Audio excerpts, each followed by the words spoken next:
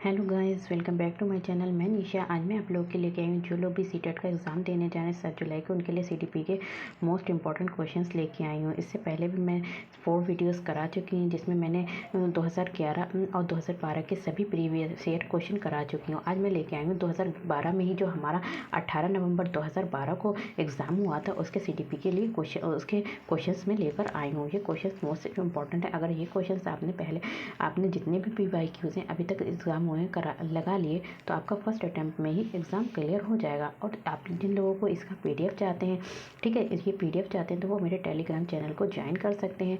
उसमें आपको यहाँ पर ये PDF मिल जाएगा। तो चलिए स्टार्ट करते हैं। तो क्वेश्चन नंबर देखिए, पेपर फर्स्ट के जितने भी CDP के क्वेश्चन हैं फिर मैं सेकंड पेपर के कराऊंगी। अभी मैं फर्स्ट पेपर के सभी क्वेश्चंस करा रही हूँ। तो चलिए स्टार्ट करते हैं। ये क्वेश्चन देखिए हमारा हुआ था। तो क्वेश्चन नंबर हमारा है 1 है, कह रहे हैं कि बच्चों द्वारा यानी कि स्टूडेंट द्वारा की जाने वाली त्रुटियों के संबंध में निम्नलिखित में से कौन सा कथन सत्य है। यहाँ पे हमें सत्य कथन बताना है कि बच्चों द्वारा की जाने वाली त्रुटियाँ। बच्चे क्या करते हैं, बच्चे जब स्कूल में आते हैं पढ़ते हैं तो क्या करते हैं, त्रुटियाँ भी करते हैं, मतलब गलतियाँ मिस्टेक्स भी करते हैं। तो उनके संबंध में कौन सा कथन सत्य है। तो उनके संबंध में जो कथन सत्य है वो हमारा क्या है, यदि एक शिक्षक कक्ष में सभी बच्चों की त्रुटियों को सुधारने योग्य नहीं है।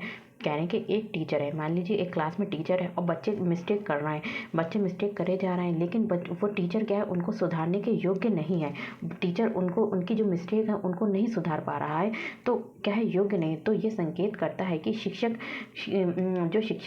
की शिक्षा व्यवस्था है वो क्या है, असफल है। वो शिक्षा जो टीचिंग कर रहे हैं वो सही से नहीं कर रहा है, उसकी जो शिक्षा की व्यवस्था है, ठीक है, तो वो बिल्कुल असफल है। तो इसलिए वो जो है बच्चे गलतियों पे गलतियां करे जा रहे हैं और वो उनके सुधारने के योग्य नहीं है। नेक्स्ट हमारा क्वेश्चन है, क्वेश्चन नंबर 2 है। यहाँ पे कह रहे हैं कि नर्सरी कक्षा में शुरुआत करने के लिए कौन सी विषय वस्तु यानी कि थीम सबसे अच्छी है। नर्सरी कक्षा में शुरुआत करने के लिए कौन सी विषय वस्तु थीम जो है सबसे अच्छी है। तो कौन सी थीम सबसे अच्छी है, मेरा परिवार। कौन सी है, मेरा परिवार। देखिए, बच्चे जो होते हैं इतने ज़्यादा छोटे होते हैं तो वो नहीं समझ पाते हैं, ना तो वो पड़ोस के बारे में जानते हैं, छोटे बच्चे होते हैं, ना तो अपने मित्रों के बारे में इतना जानते हैं जितना वो अपने घर और परिवार के जो भी सदस्य होते हैं उनके बारे में जानते हैं, घर के बारे में जानते हैं। तो इसलिए बच्चों को अगर उनकी शुरुआत करनी चाहिए तो क्या कौन से थीम लेनी चाहिए, तो मेरा परिवार।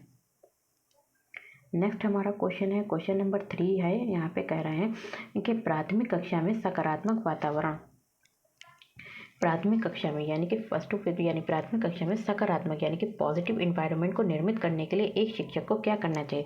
तो अगर चाहता है, टीचर चाहता है कि जितने भी हमारे बच्चे हैं, ठीक है, उसमें जो है कोई भी सकारात्मक, और वो चाहता है कि सकारात्मक वातावरण निर्मित करना चाहता है यानी कि पॉजिटिव इन्वायरमेंट को निर्मित करना चाहता है, उसके लिए शिक्षक को क्या करना होगा। तो उसके लिए शिक्षक को ये करना होगा कि वो विभेद नहीं करना चाहिए, उसको किसी में विभेद नहीं करना चाहिए। अगर 10 बच्चे हैं तो 10 को एक सा समझना चाहिए, ये नहीं कि किसी बच्चे को ज़्यादा समझे, किसी बच्चे को कम समझे। तो उसको क्या करना चाहिए, विभेद, बच्चों में विभेद नहीं करना चाहिए और प्रत्येक बच्चे के लिए समान लक्ष्य सुनिश्चित करना चाहिए। और प्रत्येक बच्चे के लिए क्या करना चाहिए, सामान्य लक्ष्य यानी एक सही लक्ष्य को सुनिश्चित करना चाहिए। ये नहीं है कि बच्चे, मतलब कुछ बच्चे हैं कि मतलब तुम ये कर सकते हो, तुम ये नहीं कर सकते हो, तो ये इस तरीके के उनमें विभेद नहीं करना चाहिए और उनके लिए समान लक्ष्य सुनिश्चित करना चाहिए कि आप सभी लोग ये काम कर सकते हैं। नेक्स्ट हमारा क्वेश्चन है, क्वेश्चन नंबर 4 है। यहाँ पे कह रहे हैं कि एक बच्चा जो डैश से ग्रस्त है वो सा को क्या पढ़ता है, वॉस पढ़ता है, न्यूक्लियर को क्या पढ़ता है, अनक्लियर पढ़ता है, में अंतर नहीं कर सकता है। तो क्या करता है बच्चा जो है, बच्चे मतलब स्पेलिंग सेम है पर स्पेलिंग जो है, मतलब जो लेटर्स यूज़ हुए हैं वो बिल्कुल सेम लेटर यूज़ हुए हैं, पर इनके जो मतलब जो भी इनका मीन्स है, मतलब है, वो दोनों के अलग अलग हैं। तो बच्चा जो है इसी में कंफ्यूज हो जाता है क्योंकि शब्दों में वो क्या है, अक्षर में डिसलेक्सिया। तो जो हमारा जो है इसमें कह रहे हैं कि बच्चा जो है वो अंतर नहीं कर पा रहा है। क्यों नहीं कर पा रहा है, तो क्योंकि वो उसे क्या है, उस बच्चे में क्या है, डिसलेक्सिया है। तो डिसलेक्सिया एक प्रकार का अधिगम संबंधी विकार होता है, जो लर्निंग में एक विकार आता है जिसे बोलते हैं हम डिसलेक्सिया, जिसमें बच्चा क्या नहीं कर पाता है, बच्चा जो होता है अक्षरों की सही पहचान नहीं कर पाता है। और उनका क्रम नहीं निर्धारित कर पाता है अक्षरों का, कि यहाँ पे जो है वॉज यहाँ पे यूज़ हुआ है, यहाँ पे सा है, यहाँ पे वॉज। देखने में उसको क्या लग रहा है कि दोनों एक ही से शब्द लग रहा है, तो क्या है वो अक्षरों के क्रम को निर्धारित नहीं कर पाता, इसलिए वो क्या करता है सा को वॉज तथा न्यूक्लियर को अनक्लियर में अंतर करने में क्या होती है, उसे कठिनाई होती है। नेक्स्ट हमारा क्वेश्चन है, क्वेश्चन नंबर 5 है। यहाँ पे कह रहे हैं कि निम्नलिखित में से कौन सी विशेषता समस्या समाधान उपागम का विशेष चिन्ह है। कौन सी विशेषता, यहाँ पे हमें कौन सी विशेषता समस्या समाधान उपागम का विशेष चिन्ह है। तो समस्या समाधान उपागम का जो है विशेष चिन्ह जो है वो कौन सा है। समस्या कथन में संकेत अंतर्निहित रूप से दिया होता है। तो समस्या कथन में क्या होता है, जो संकेत होते हैं वो कैसे दिए होते हैं, अंतर्निहित रूप से दिया होता है। तो ये क्या है, समस्या समाधान उपागम का विशेष चिन्ह है। नेक्स्ट हमारा क्वेश्चन है, क्वेश्चन नंबर 6 है। यहाँ पे कह रहे हैं कि प्रतिभाशाली विद्यार्थी, जो प्रतिभाशाली विद्यार्थी हैं, ठीक है, जो प्रतिभाशाली विद्यार्थी जो होते हैं वो क्या करते हैं, वो अपने निर्णयों में आत्मनिर्भर होते हैं। जो प्रतिभाशाली विद्यार्थी होते हैं वो क्या होते हैं, तो वो अपने निर्णय खुद ही ले सकते हैं। तो यही कह रहे हैं कि प्रतिभाशाली विद्यार्थी अपने निर्णयों में आत्मनिर्भर होते हैं, खुद डिसीजन ले सकते हैं। नेक्स्ट हमारा क्वेश्चन है, क्वेश्चन नंबर 7 है। यहाँ पे कह रहे हैं कि चिंतन के सूचना प्रक्रमण में, जो चिंतन है, ठीक है, जो चिंतन बच्चे करते हैं, चिंतन होता है जो हम सोचते हैं कि सूचना प्रकरण सिद्धांत में निम्नलिखित चरण आते हैं। कौन कौन से चरण आते हैं। तो सबसे पहले जो आता है हमारा पूर्व प्रक्रमण आता है। कौन सा आता है, नंबर 1 पे हमारा पूर्व प्रक्रमण आता है। सेकंड पे आता है हमारा कौन सा आता है, श्रेणीकरण आता है। कौन सा आता है, श्रेणीकरण आता है। और थर्ड पे हमारा आता है प्रतिक्रिया चयन। क्या आंसर आता है, प्रतिक्रिया चयन। और फोर्थ पे हमारा आता है प्रतिक्रिया क्रियान्वयन। तो ये हमारा फोर्थ पे आता है। तो इसका जो आंसर होगा, चिंतन के सूचना प्रकरण सिद्धांत के निम्नलिखित चरण। तो चरण कौन सा आएगा, हमारा पूर्व प्रक्रमण आएगा, श्रेणीकरण आएगा, प्रतिक्रिया चयन, फिर प्रतिक्रिया क्रियान्वयन आएगा। तो आंसर जो होगा वो हमारा कौन सा आएगा, सबसे पहले हमारा घा डी, ठीक है, डी में हम डी आ जाएगा, जैसे घा, फिर उसके बाद गा आएगा, फिर उसके बाद खा, फिर उसके बाद का आ जाएगा। नेक्स्ट क्वेश्चन नंबर 8 है। यहाँ पे कह रहे हैं कि निम्नलिखित सीखने संबंधी निर्योग्यताएं सामान्यता। सीखने संबंधी, जैसे लर्निंग भी हम बोलते हैं, सीखना भी बोलते हैं, अधिगम भी बोलते हैं। इसी को हम क्या बोलते हैं, लर्निंग भी बोलते हैं, इसी को अधिगम भी बोलते हैं। तो क्या कह रहे हैं, सीखने संबंधी निर्योग्यताएं सामान्यता तो किस में पाई जाती हैं, तो उन बच्चों में पाई जाती हैं विशेषता जिनके पैतृक अभिभावक इस प्रकार की समस्या से ग्रसित होते हैं। तो किसमें, लर्निंग में संबंधित होते हैं, उन बच्चों में लर्निंग संबंधी समस्याएं आ सकती हैं जिनके जो है मतलब माता पिता में भी ऐसी समस्याएं थी। तो वही बात कह रहे हैं कि जिनके मतलब पेरेंट्स में भी कुछ समस्याएं थी, तो वही समस्याएं उनके बच्चों में भी हो सकती हैं। नेक्स्ट हमारा क्वेश्चन है, क्यों होती हैं। तो क्यों, देखिए, जो सीखने संबंधी निर्योग्यताएं हैं वो क्या होती हैं, वंशानुक्रम में चलने वाली प्रक्रिया होती है। सीखने संबंधी कुछ चीज़ें सीखने की, जैसे कि आप अच्छे से सीख जाएंगे, अगर पेरेंट्स आपके अच्छे से सीखे हुए हैं कोई चीज़, तो आप भी उसको बहुत जल्दी ही सीख जाएंगे। तो यही कह रहे हैं कि मतलब सीखने संबंधी जो निर्योग्यताएं होती हैं, ये क्या होती हैं, निर्योग्यताएं जो होती हैं वो वंशानुगत चलने वाली प्रक्रिया होती हैं, और जो होती हैं एक पीढ़ी से लेकर दूसरी पीढ़ी तक चली जाती हैं। अगर पेरेंट्स में कोई चीज़ है तो वो चीज़ें बच्चों में भी आएंगी। तो यही चीज़ें बता रहे हैं कि इसमें जो होती हैं सीखने संबंधित निर्योग्यताएं सामान्यतः उन बच्चों में पाई जाती हैं जिनके पैतृक अभिभावक इस प्रकार की समस्या से ग्रसित होते हैं। नेक्स्ट हमारा क्वेश्चन है, क्वेश्चन नंबर 9 है। यहाँ पे कह रहे हैं कि मोनिका जो गणित की शिक्षिका है। यहाँ पे मोनिका जो है एक टीचर है, जो गणित की शिक्षिका है। किसकी है, टीचर, क्लास मैथ्स की टीचर है।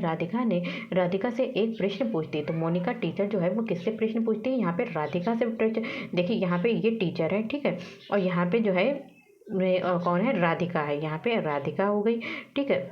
अब टीचर क्या किससे क्वेश्चन पूछ रही है, राधिका से प्रश्न पूछती है। राधिका से उत्तर न मिलने पर वो तुरंत मोहन से प्रश्न पूछती है। अब किससे, मोहन से प्रश्न पूछती है। देखिए इनसे पूछा, इन्होंने उत्तर कोई भी आंसर नहीं दिया, तो फिर किससे वो पूछने लगी, मोहन से पूछने लगी, ठीक है, ये एम है।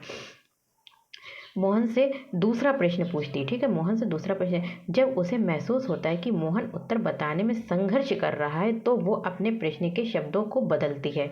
देखिए वो मोहन की साइड ले रही, तो वो क्या कर रही है कि मतलब राधिका थे तो उत्तर नहीं दे पाई, तो उसने क्या किया, मोहन से जब क्वेश्चन पूछा, जब मोहन ने उसका आंसर देने में संघर्ष कर रहा था, तो फिर उसने क्या कहा कि वो मोहन उत्तर बताने में संघर्ष कर रहा, तो वो अपने प्रश्न के शब्दों को बदलती है। मोनिका की ये प्रवृत्ति क्या दर्शाती है, तो यहाँ पे जो दर्शाएगी यहाँ पे वो क्या से कर रही है, तो गर्ल्स और बॉयज़ में को वरीयता, मतलब गर्ल्स और बॉयज़ में भेद कर रही है। तो यही बताएगा कि जो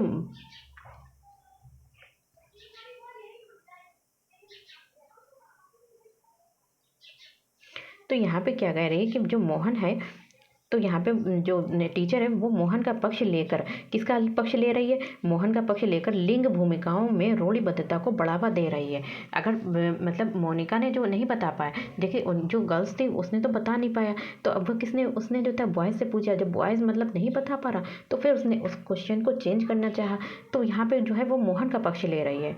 नेक्स्ट क्वेश्चन नंबर 10 है। यहाँ पे कह रहे हैं कि सीखने के लिए आंकलन निम्नलिखित का ध्यान रखता है। तो सीखने के लिए जो आंकलन है, सीखने के लिए आंकलन किसका ध्यान रखता है, निम्नलिखित का ध्यान रखता है, सिवाय मतलब एक को छोड़कर बाकी सभी का ध्यान रखता है। तो किसका ध्यान रखता है, तो विद्यार्थियों की क्षमताओं, तो सीखने के लिए आंकलन निम्नलिखित का ध्यान रखता है, सिवाय बाकी सबका ध्यान रखता है, किसको छोड़कर, विद्यार्थियों की क्षमताओं को छोड़कर बाकी सभी, इन सभी का क्या रखता है, ध्यान रखता है। क्या रखता है, ध्यान रखता है।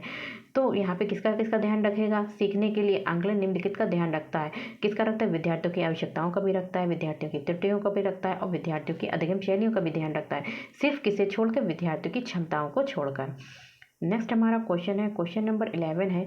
यहाँ पे कह रहे हैं, यहाँ पे क्वेश्चन नंबर 11 है, एक समान जुड़वा भाइयों में से एक को सामाजिक आर्थिक रूप से धन्यवान परिवार द्वारा गोद लिया जाता है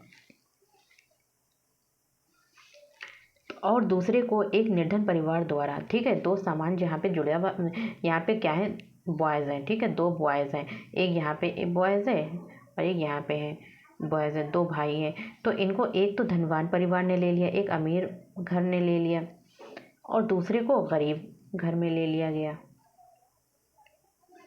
तो यही कह रहे हैं, तो परिवार द्वारा 1 वर्ष के बाद उनके बुद्धि लब्धांक के बारे में निम्नलिखित में से क्या अवलोकित होने की सर्वाधिक संभावना होगी। अब 1 साल के बाद देखेंगे कि उनकी जो IQ है उसमें क्या परिवर्तन होगा, कि दोनों जो अलग अलग जगह उनकी क्या हुआ है, कि उनका अलग अलग जो है जगह उनकी परवरिश हुई है, तो अलग अलग उनका जो है डेवलप हुआ है, ग्रोथ हुई है, तो वही उसके बारे में यही देख रहा है। तो इसमें क्या होगा,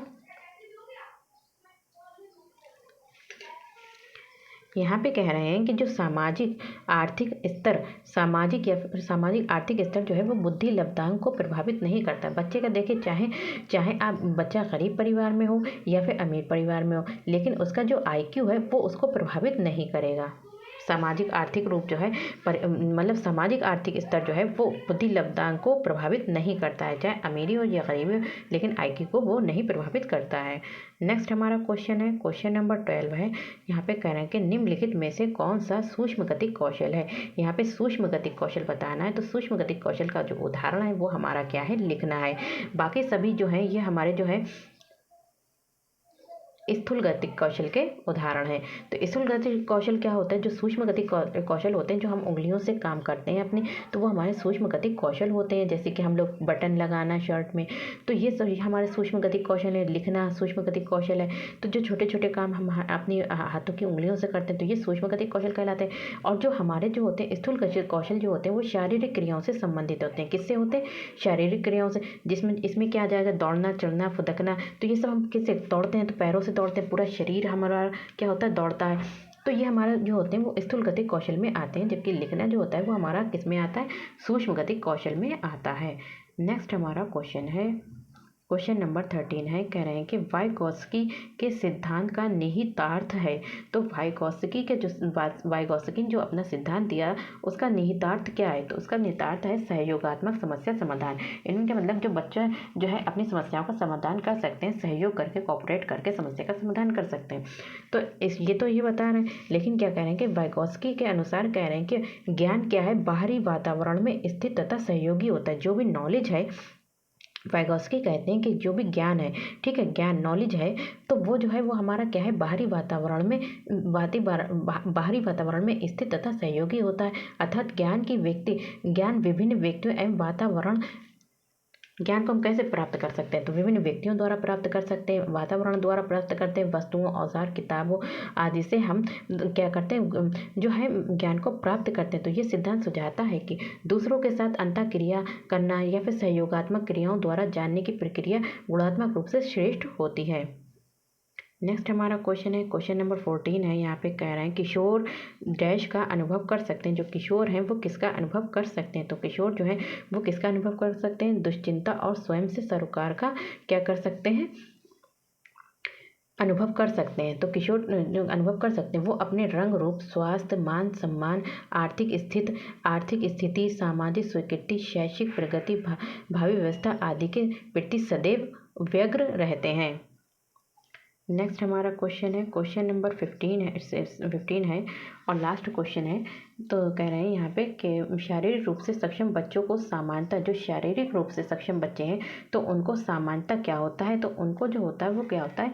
शारीरिक रूप से सक्षम बच्चों को समानता डिस्ग्राफिया होता है। डिस्ग्राफिया, जो डिस्ग्राफिया ये क्या है? कोई रोग नहीं है, क्या है? रोग नहीं है, बल्कि ये एक क्या होता है? जो डिस्ग्राफिया है वो एक विकार होता है। क्या होता है? एक विकार होता है जो शारीरिक रूप से सक्षम बच्चों में समानता पाया जाता है। इसमें जब बच्चे में डिस्ग्राफिया होगा तो वो क्या है? लिख नहीं पाएगा। क्या होगा? लिखने में उसे थोड़ी सी लिखावट और समझने की क्षमता पर असर पड़ता है।